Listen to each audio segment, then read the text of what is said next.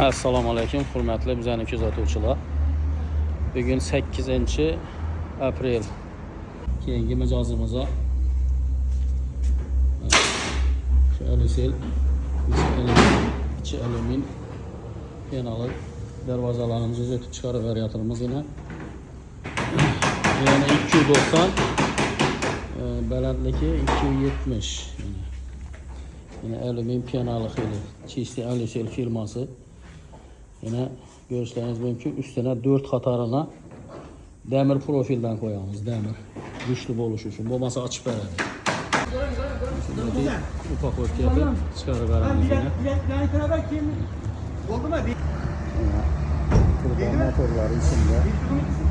Kime şimdi hizmetle gerek olsa bizlere bemalol telefon kılaveringlar.